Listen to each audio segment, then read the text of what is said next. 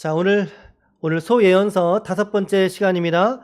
오바댜 말씀인데요. 제목 같이 한번 읽어볼까요? 시작. 에돔의 교만인가? 시온의 남은 자인가? 그렇습니다. 오늘 설교 제목은 에돔의 교만인가? 시온의 남은 자인가? 라고 하는 제목으로 오늘 소예언서 5번째 시간의 말씀을 나누겠습니다. 우리 옆에 한번 인사합시다. 한 주간도 주님 안에서 평안하셨습니까? 앞뒤자우로 시작. 한 주간도 주님 안에서 평안하셨습니까? 그래요. 잘 보내셨습니까? 이제 날씨가 점점 서늘해져 갑니다. 오늘은 좀 추웠죠? 아침에 20도 미만으로 내려갔어요. 엊그제까지 더웠던 날씨가 물러가고 이제는 성경 읽기에 좋은 계절이 다가왔습니다. 말씀을 사랑하는 주의 권속들이 다 되시기를 축복합니다. 아멘. 자, 지금 우리는 소예언서 말씀을 함께 순서대로 살펴보고 있습니다. 먼저 첫 번째 시간에 소예언서 12권의 개요를 잠깐 살펴봤었습니다.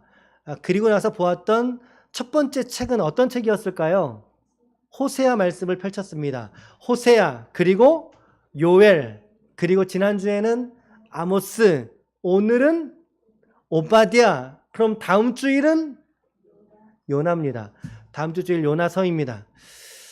고민이 살짝 되긴 합니다. 이게 명절이 끼어 있어서 다른 설교를 중간에 한번 끼워 넣을지 지금 고민하고 있긴 합니다만 다음 순서는 어찌됐든 우리 요나서 말씀을 묵상을 할 예정입니다. 오늘은 오바댜서를 우리가 살펴보도록 하겠는데요. 읽어보시니까 어때요? 내용이 길어요? 짧아요? 짧습니다. 구약의 가장 짧은 책입니다. 21절에 한 장짜리의 성경입니다. 그래서 그런지 우리 성도분들에게 성경 찾기 대회라고 하면 꼭 나오는 장이 바로 이 오바댜서예요. 이게 뭐 한 장짜리니까 얼른 찾기가 쉬울까요? 어려울까요? 이게 어려운 거예요. 아마 여러분들이 한번 읽어보시기도 좀 못하셨던 그런 책일 수 있습니다. 아마 우리는 다 읽어오신 줄로 제가 압니다만 자, 편안하게 그래서 말씀을 전하도록 하겠습니다. 자, 먼저 기본 정보입니다. 기본 정보. 자, 저자의 이름은 뭔가 오늘 말씀 1절에 딱 앞서서 말씀하고 있잖아요. 누구의 묵시라? 오바댜의 묵시라. 계시라는 뜻입니다. 오바댜. 그러니까 저자는 누구겠어요? 오바댜. 그런데 이름은 있는데 누군지 모르는 오바댜입니다.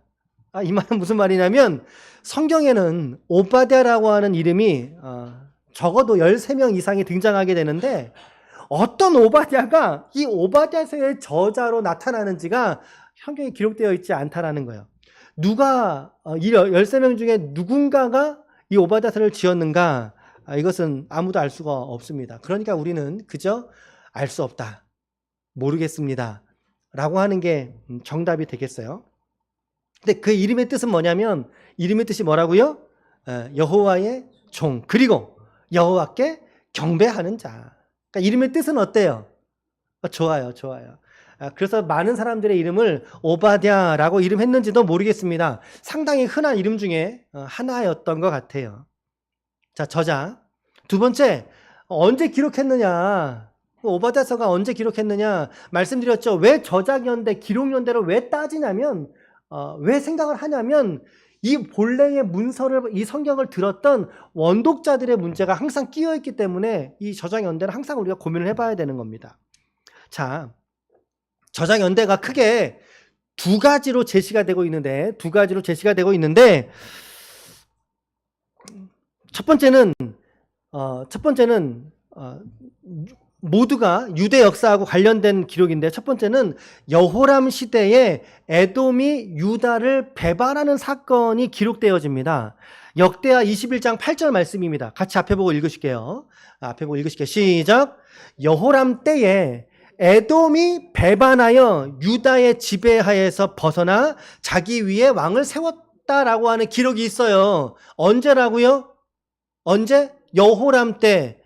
지금 읽었던 이 말씀은 우리가 읽었던 오바댜의 말씀의 대상은 누구냐면 에돔에 관한 말씀인데 그 에돔이 유다와 이런 불미스러운 일들이 벌인 적이 있더라는 거예요. 21장 16절 17절 말씀에 보면 또 이렇게 되어 있단 말이에요. 17절 시작.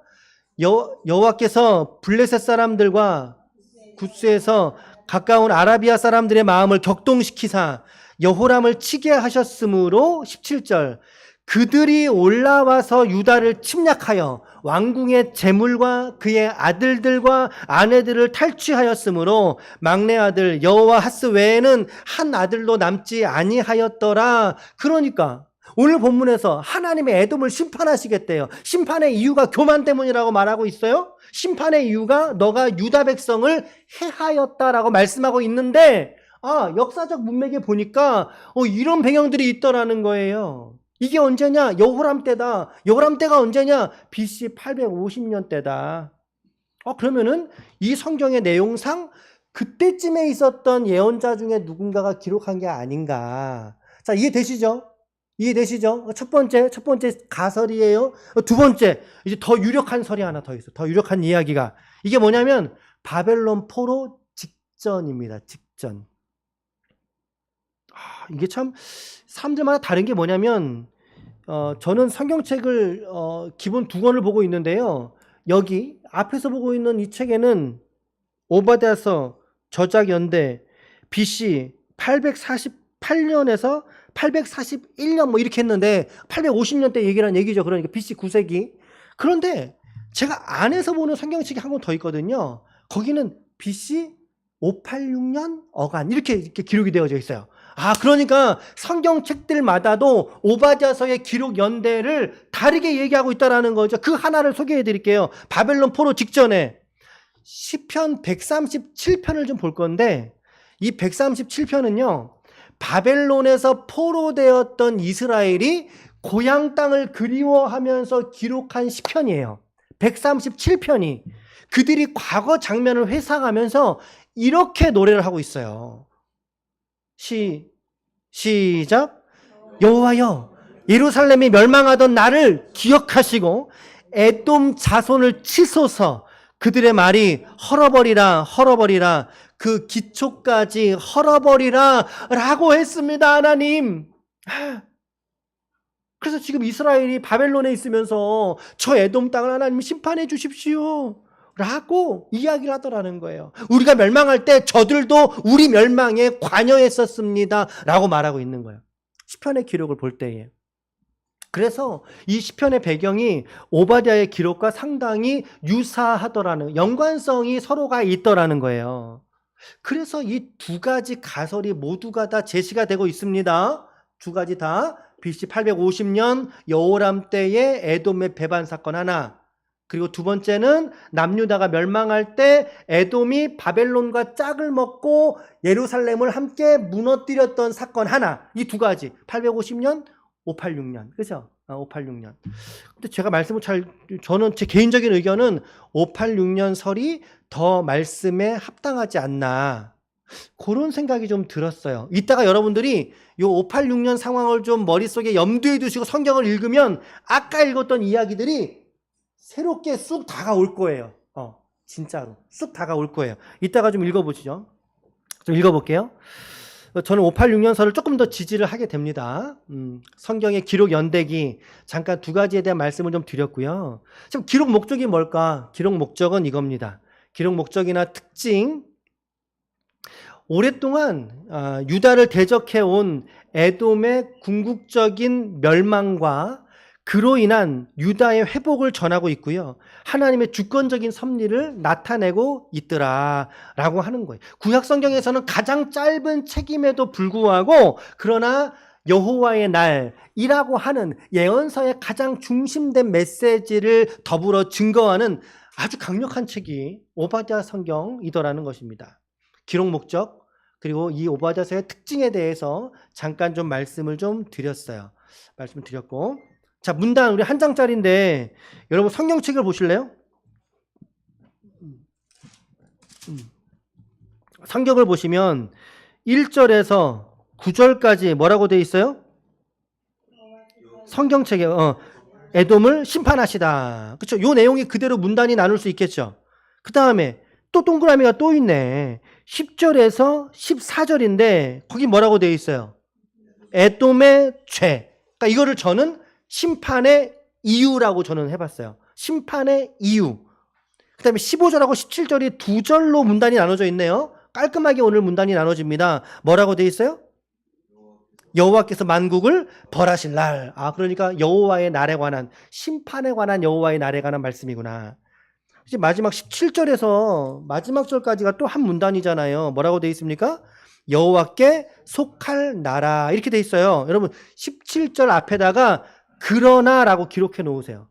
17절 앞에다가 그러나 본래 없던 것 같이 되리라. 그러나 오직 시온산에서는 피할 자가 있으리라. 이렇게 적어 놓으세요. 앞에다 괄호하고 그러나. 자, 오바댜서가 비록 짧은 성경이지만 다른 예언서들과 같이 심판 그리고 구원이라고 하는 여호와의 날을 강조점을 가지고 결론을 제시하고 있다는 것입니다. 그래요. 자, 본문을 이제 좀 다뤄보면서 오바댜서는 에돔의 죄악을 고발하고 있습니다. 이 짧은 책이 오늘 저와 여러분들에게 주시는 메시지는 작지 않습니다. 왜냐하면 이 안에는 교만과 배신, 심판과 구원이라고 하는 아주 명확한 대조로서 명확한 대조를 가지고 있기 때문에 그래요. 성경 전체의 핵심 주제를 우리에게 보여주고 있기 때문에 그렇다라는 거죠. 우리 오늘 이 말씀을 읽으면서 우리는 이러한 질문들을 피해갈 수 없는데 오늘 제목과 같은 질문이에요. 나는 에돔인가? 에돔에 속한 에돔의 교만인가? 아니면 나는 시온의 남은 자로 오늘 나는 서 있는가? 라고 하는 질문을 우리가 오늘 던져봐야 된다라고 하는 것입니다. 자, 오늘 네 가지의 문단 안에서 네 가지의 질문을 좀 던져보면서 그 질문을 해소해가는 방식으로 말씀을 접근해 보도록 하겠습니다. 첫 번째, 왜 교만이 문제냐라고 하는 거. 왜 교만이 문제인가? 1절에서 9절은 에돔의 교만을 고발하는 예언자의 모습이에요. 1절 말씀 같이 읽어보겠습니다. 1절 시작.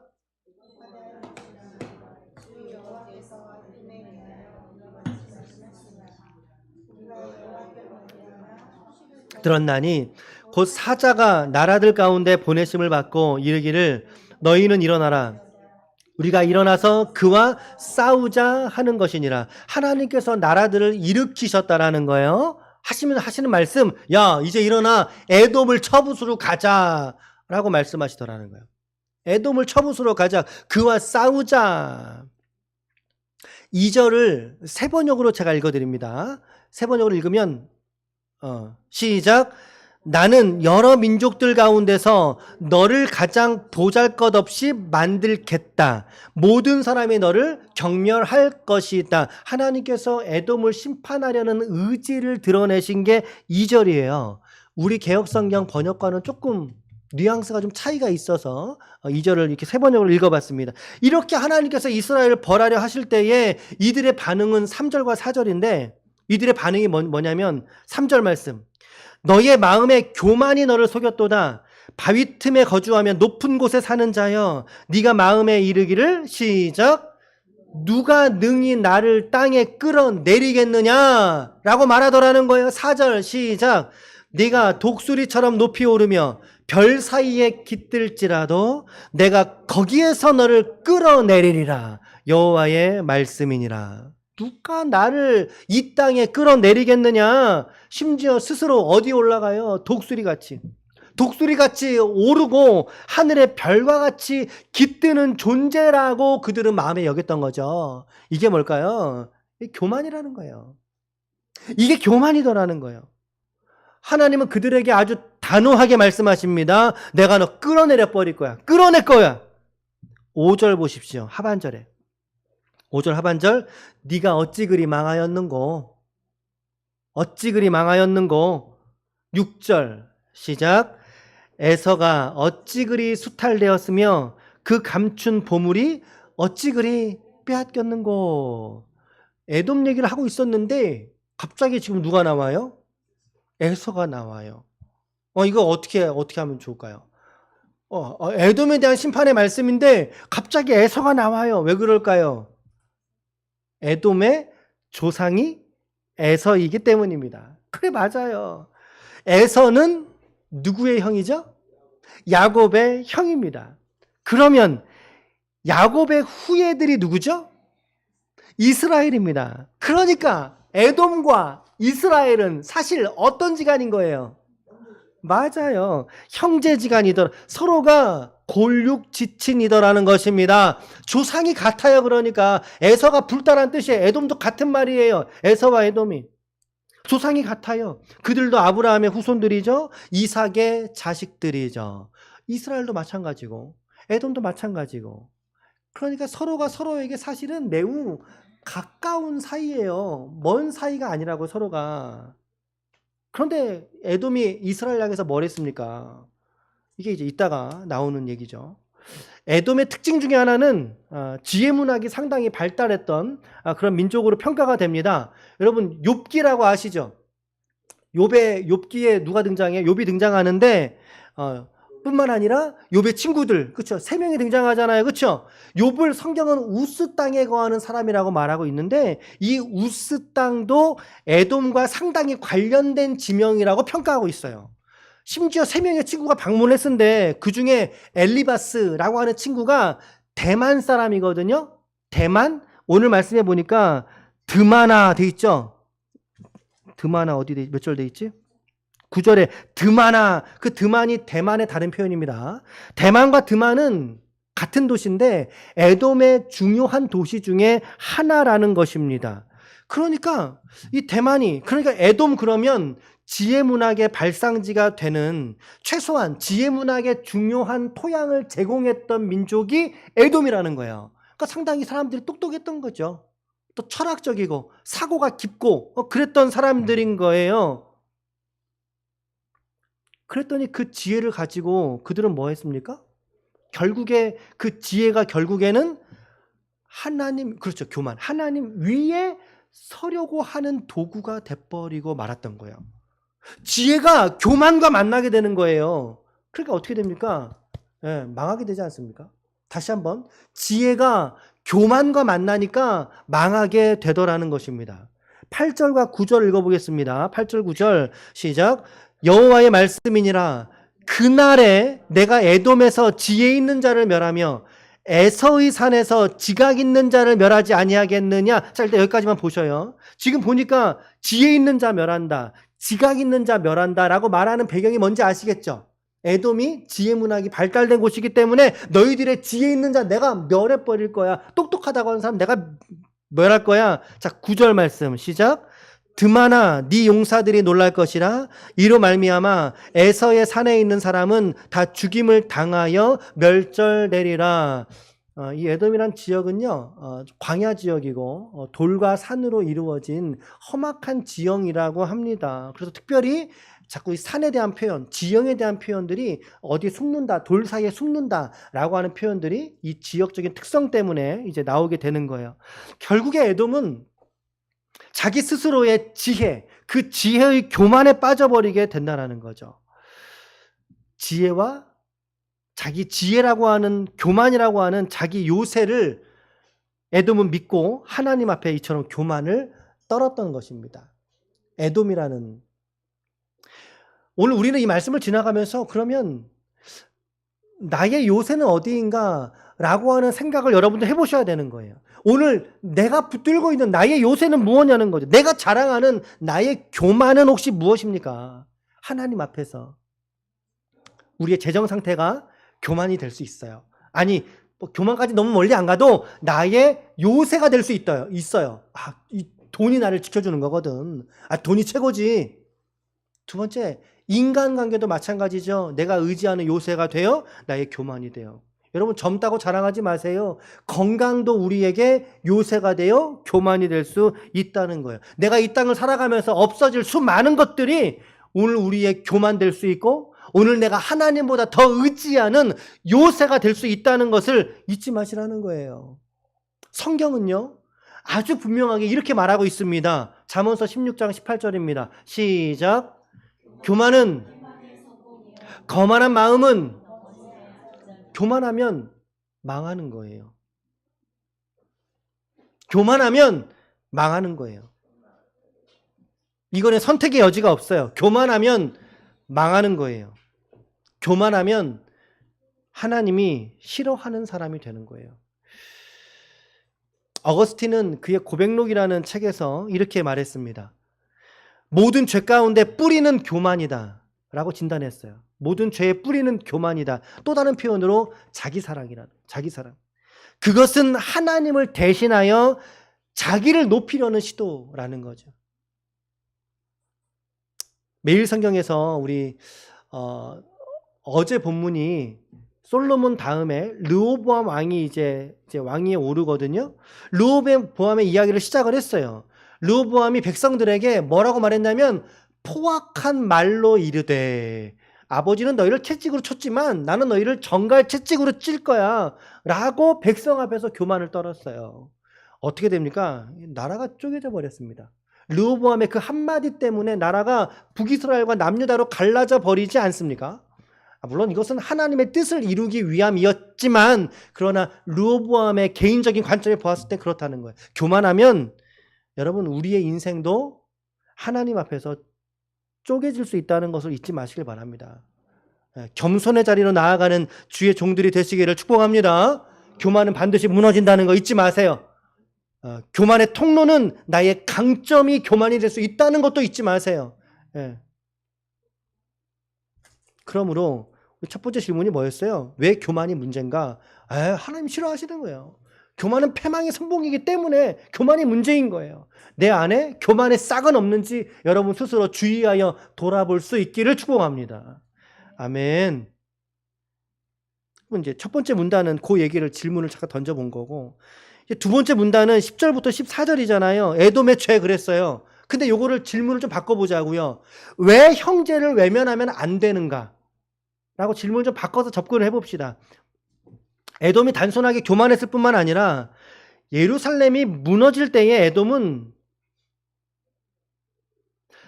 그러니까 제가 왜 586년서를 더 지지하냐면 이 내용이 예루살렘이 무너질 때의 배경으로 읽을 때에 이게 정말 4차원처럼 이렇게 머리에 막 읽혀지더라고요. 앞서서 여호람 때의 이야기는 예루살렘이 무너지는 지경은 아니거든요. 그들이 예루살렘이 무너질 때 적극적으로 그들도 이 수탈에 동참했다라는 거예요. 이것이 에돔의 심판의 중요한 이유가 되는데요. 그들은 조롱하는 자가 되었고 누구를? 이스라엘을 배신자가 되었던 거죠. 누구에게? 이스라엘에게. 그래서 앞서서 우리가 말씀을 살펴본 거고요. 10절 말씀 보겠습니다. 10절에 어떤 단어가 중요한 단어일지 한번 생각해 보세요. 10절 시작.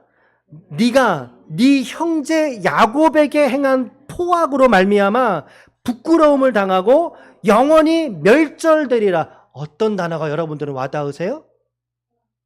그래요. 포악이란 단어. 우리가 르호보암 얘기 방금 전에 했어요. 매일 성경과 연결된 의미로 단어를 말씀을 드렸어요. 포악이란 단어. 또 단어는 없으세요? 저는 형제라는 단어. 형제라는 단어. 그들에게 행한 포악으로 말미암아 너 이제 내가 멸절시켜, 영원히 멸절. 결국에 에돔 족속은 역사 속에서 사라지게 됩니다. 자, 11절하고 14절인데 이 구절을 이제 제가 세 번역으로 제시해 드릴 거예요. 우리 성경 말고. 우리 성경은 별로 잘 안 와닿아요. 세 번역으로 읽어 볼 테니까 읽으시면서 여러분들은 바벨론 포로에서의 이스라엘이 멸망하기 직전 에돔이 바벨론에 동참했던 관점으로 읽어보십시오. 이 구절이 여러분들에게 새롭게 다가올 겁니다. 자, 천천히 읽어볼게요. 천천히 11절부터 시작. 네가 멀리 서서 구경만 하던 그날 이방인이 야곱의 재물을 늑탈하며 외적들이 그의 문들로 들어와서 제비를 뽑아 예루살렘을 나누어 가질 때에 너도 그들과 한패였다. 여러분 지금 바벨론 그 포로 예루살렘이 무너지는 상황을 머릿속에 그려주고 있으세요? 네, 있으세요? 12절 계속 읽습니다. 네 형제의 날 그가 재앙을 받던 날에 너는 방관하지 말았어야 했다. 유다 자손이 몰락하던 그날 너는 그들을 보면서 기뻐하지 않았어야 했다. 그가 고난받던 그날 너는 입을 크게 벌리고 웃지 않았어야 했다. 나의 백성이 패망하던 그날 너는 내 백성의 성문 안으로 들어가지 않았어야 했다. 나의 백성이 패망하던 그날 너만은 그 재앙을 보며 방관하지 않았어야 했다. 나의 백성이 패방하던 그날 너는 그 재산에 손을 대지 말았어야 했다. 도망가던 이들을 죽이려고 갈라지는 길목을 지키고 있지 않았어야 했다. 그가 고난받던 그날 너는 살아남은 사람들을 원수의 손에 넘겨주지 않았어야 했다. 어때요? 모르겠어요? 못됐어. 그려지세요? 바벨론 포로의 시점에 예루살렘의 상황과 이들이 벌인 짓거리가 무엇인지 그려지세요? 아까하고는 전혀 다른 이미지로 그려지죠. 이게 우리 개역개정으로는 잘 안 나타나는 번역이에요, 내용이. 세 번역으로 제가 읽으면서, 그래, 이거는 586년 남유다 멸망할 때의 예언이야. 여호람 때는 나라가 망하지 않았어요. 근데 오늘 본문을 보세요. 망하던 날, 멸망하던 날, 성전이 무너지던 날, 이게 언제 있었냐고요. 자, 하지 않았어야 했다라고 말하고 있습니다. 그 얘기는 했다는 거예요? 안 했다는 거예요? 했다는 거예요? 안 했다는 거예요? 했다는 거예요.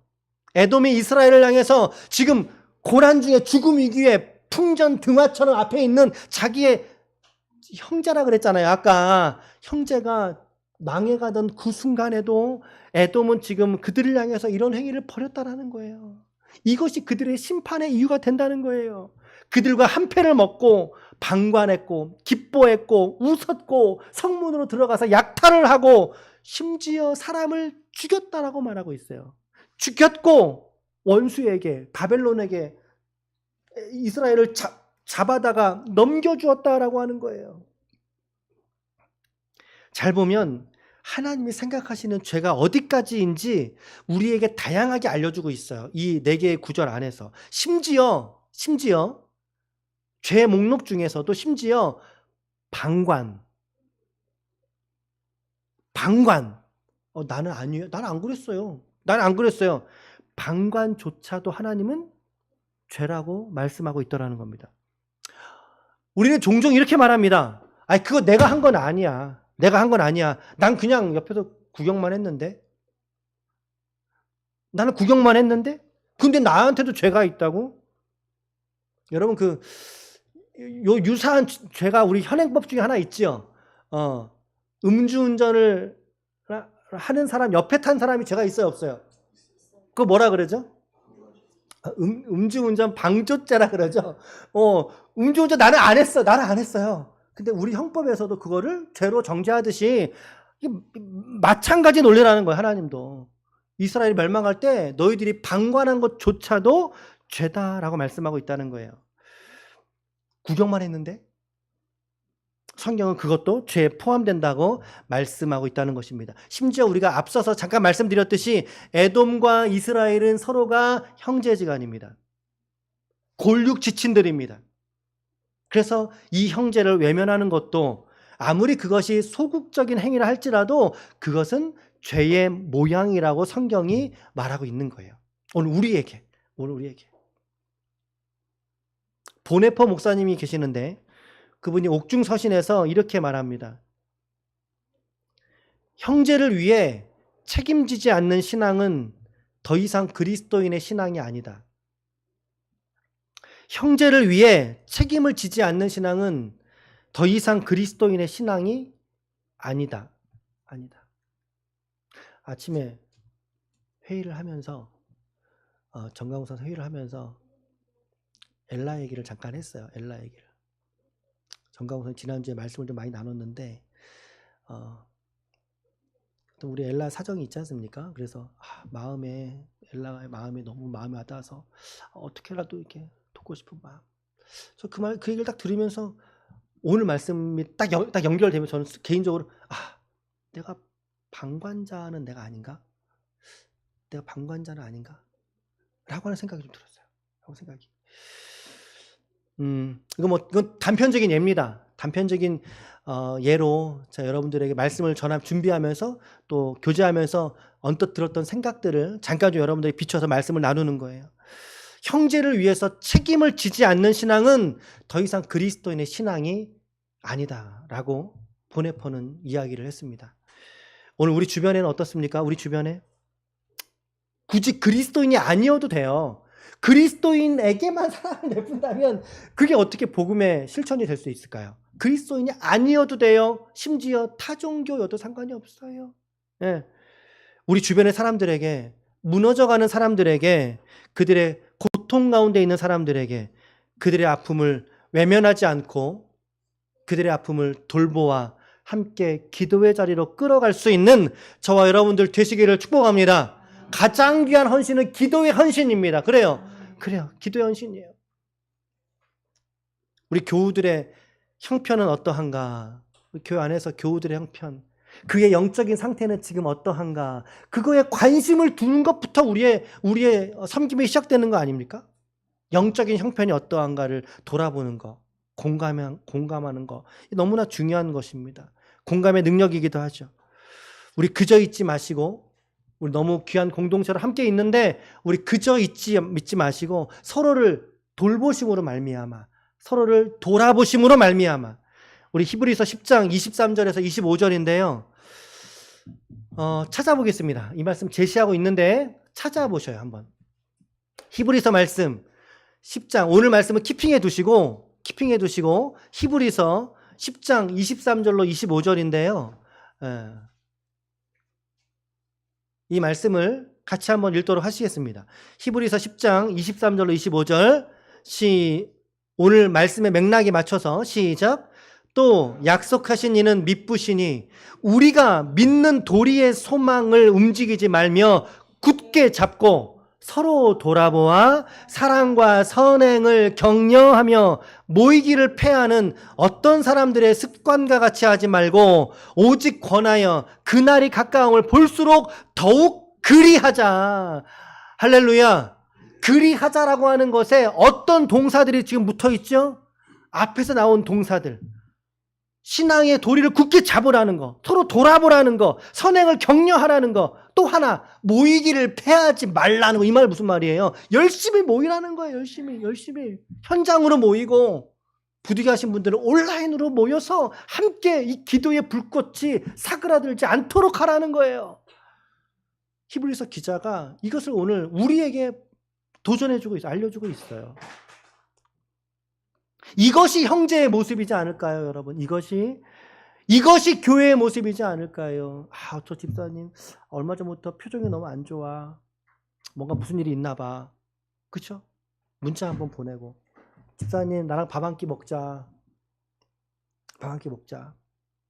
무슨 기쁜 일이 계셔요? 우리 함께 기쁨을 나눠요. 요새 혹여 신앙 가운데 슬럼프에 빠진 그런 지체들이 있다면 손을 좀 내밀어 주십시오. 손을 내밀어 주시고 더 나아가 내민 그 손을 함께 붙잡아 줄 아는 그런 우리 성도와 우리 기쁨의 교회가 될 수 있기를 축복합니다. 아멘. 신앙 안에서는 결코 형제를 외면해서는 안 된다라고 하는 거예요. 이게 오늘 두 번째, 왜 형제를 방관해서는 안 되는가라고 하는 질문을 좀 던져본 거죠. 오늘 오바찬 말씀을 통해서. 세 번째 질문은 뭐냐면 15절하고 16절입니다. 우리 두 구절이에요. 15절 16절에는 여호와의 날은 왜 피할 수 없는가? 15절 16절 같이 읽겠습니다. 시작. 여호와께서 없어요? 읽읍시다. 15절 16절 성경 보고 읽으세요. 시작. 여호와께서 만국을 벌할 날이 가까웠으니 네가 행한 대로 너도 받을 것인즉 네가 행한 것이 네 머리로 돌아갈 것이라. 너희가 내 성산에서 마신 것 같이 만국인이 항상 마시리니 곧 마시고 삼켜서 본래 없던 것 같이 되리라.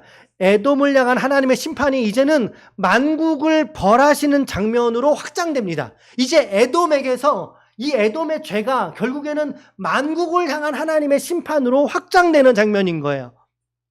이것에 관련된 의미, 어제 제가 우리 카톡에다가 영상 하나 올려드려, 오바댜서 좀 그거 보셨으면 아시겠지만, 이것의 의미는 에돔의 교만이 곧 그들만의 교만이 아니라 민족들의 교만, 그렇죠? 민족들의 교만을 대변하고 있다라는 거죠. 교만한 자들의 상징이라고 하는 것입니다. 그래서 결국에는 하나님께서 이 교만을 끝끝내 물리치시는 모습을 우리에게 보여주고 있는 거예요. 여러분, 그 회사 생활 하다 보면 마감이라는 게 있어요. 예. 있어요? 없으세요? 우리 보험하시는 분들은 그 마감일이 있죠. 그렇죠? 그래서 몇 명을 해야 된다 이런 것, 그런 부담도 있고. 아닌가? 어. 또 우리가 뭐 무엇을 할 때 마감이라는 게 꼭 있지 않습니까? 지금은 모르죠. 근데 마감이 다가오는 건 사실이에요. 그렇죠? 그런 개념처럼 마치 하나님의 날도 마찬가지라는 거죠. 예수님은 반드시 이 땅에 다시 오실 줄로 믿습니다. 아멘. 반드시 오실 줄로 믿습니다. 그때는 이기신 예수께서 심판의 주님으로 이 땅에 오셔요. 그러므로 이 날은요, 우리가 피하고 싶어도 피할 수 없는 날이에요. 오지 말라고 떠밀어도 반드시 도래야 하는 그 날이 바로 하나님의 날이고 여호와의 날이고 예수 그리스도가 재림주로 이 땅에 다시 오시는 그 날이더라는 거예요. 그런 이 날은 피할 수가 없는 거죠. 이 날에 대한 의미를 두 가지가 있다는 말씀을 여러분들에게 말씀을 누차드렸어요. 하나님의 심판이죠. 하나님 심판. 다시 오시는 여호와의 날이 심판. 또 한 가지는 하나님께서 믿는 자들을 구원하시는 날인 거죠. 여호와의 날의 이중성, 심판과 구원이라는 거예요. 심판과 구원. 그래서 에돔을 향해서 내가 반드시 너는 심판할 거야.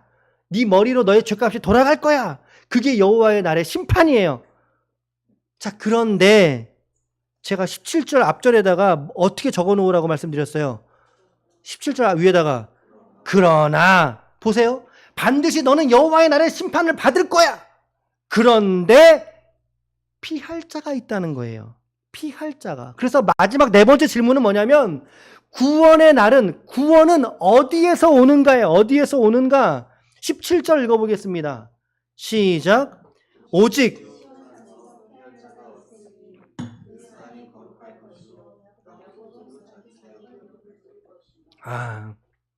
그러나 오직 피할 자가 있다. 근데 어디에서 피해요? 어디에서 피해요? 시온에서 피한다는, 시온산에서 피한다는 거예요.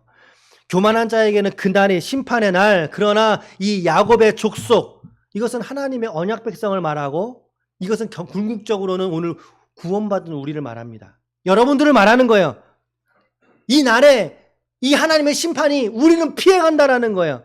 오히려 우리를 신원하시는, 우리의 억울함을 풀어주시는 날이 여호와의 날이다. 명백한 대조를 선포하시는데 18절 말씀. 야곱은 뭐가 됩니까? 불이 돼요. 요셉은 뭐가 돼요? 불꽃이 돼요. 그런데 에서는 뭐가 돼요? 지푸라기. 자, 불과 지푸라기가 만났어요. 어떻게 될까요? 지푸라기가 싹 타버리지 않겠습니까? 한 입도 남기지 않고 지푸라기는 타버릴 겁니다. 소멸당할 것입니다. 그러나 야곱의 백성, 하나님의 백성은 하나님이 보존하신다. 21절 마지막 절입니다. 시작. 구원받은 자들이 시온산에 올라와서 에서의 산을 심판하리니 나라가 여호와께 속하리라. 아멘. 아멘. 쉬운 성경으로 이렇게 되어 있습니다. 구원받은 자들이 시온산에 올라가 에돔 땅에 사는 백성을 다스릴 것이니 그 나라가 여호와의 나라가 될 것이라. 결국에 구원은 어디에서 오는가? 구원은 어디에서 오는가? 스펄전은 이렇게 말했어요. 구원은 인간의 성취가 아니라 하나님이 마련하신 산에서 흘러오는데 그 산은 어디요? 없습니까? 구원은 인간의 성취가 아니라 하나님이 마련하신 산에서 흘러내려오는 것인데 그 산이 어디냐? 시작. 할렐루야. 예수 그리스도의 십자가가 우뚝 선 산에 하나님은 구원의 은혜를 베푸실 줄로 믿습니다. 우리 믿음의, 우리 구원의 결국은 예수 그리스도라고 하는 십자가의 은혜의 산에서 흘러내려온다는 사실을 잊지 마셔요. 그 은혜가 흘러 오늘 우리에게 흘러 들어와 하나님의 은혜로서 우리를 구원하신 줄로 믿습니다.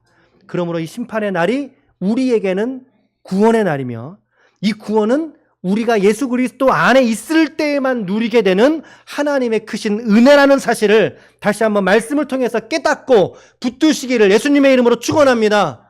아멘. 아멘. 결론입니다. 결론. 오늘 질문을 좀 정리합니다. 4가지 질문입니다. 오늘 질문으로 좀 접근을 해봤어요. 첫 번째, 왜 교만이 문제인가? 교만하면 망합니다. 망하기 때문입니다. 겸손히 주님 앞에 서는 우리가 됩시다.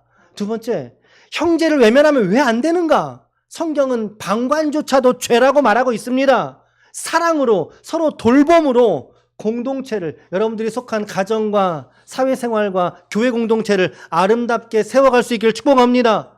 세 번째, 여호와의 날은 왜 피할 수 없는가? 만국을 심판하시는 하나님의 심판이기 때문에 피할 수 없다는 사실입니다. 그렇다면 이 구원은 어디에서 오는가?